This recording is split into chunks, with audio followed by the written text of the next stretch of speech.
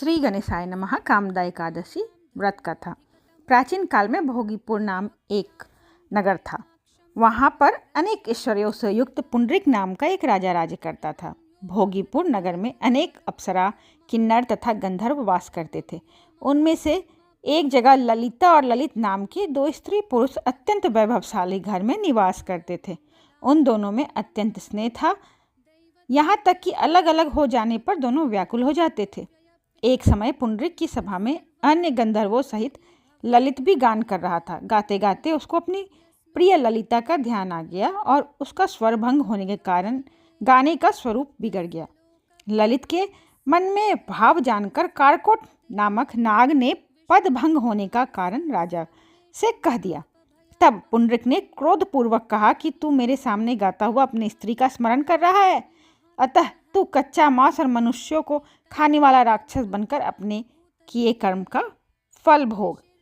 पुंडरीक के श्राप से ललित उसी क्षण महाकाय विशाल राक्षस हो गया। उसका मुख अत्यंत भयंकर, नेत्र सूर्य चंद्रमा की तरह प्रदीप्त तथा मुख से अग्नि निकलने लगी।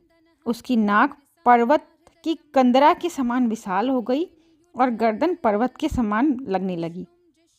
सिर के बाल पर्वतों पर खड़े वृक्षों के समान लगने लगे तथा भुजाएं अत्यंत लंबी हो गई। कुल मिलाकर उसका शरीर 8 योजन के विस्तार में हो गया। इस तरह राक्षस होकर वह अनेक प्रकार के दुख भोगने लगा।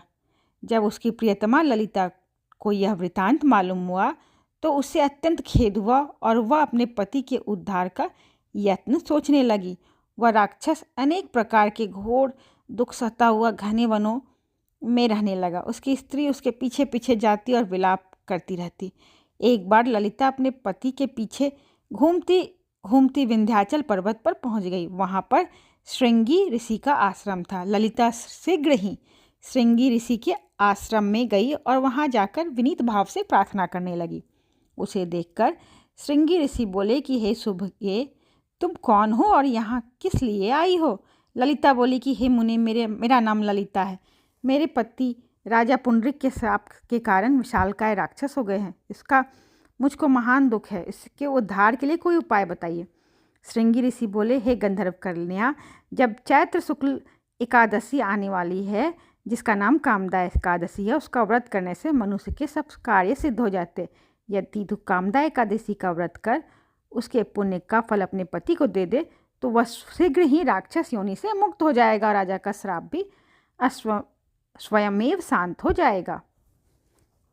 मुनि के ऐसे वचन सुनकर ललिता ने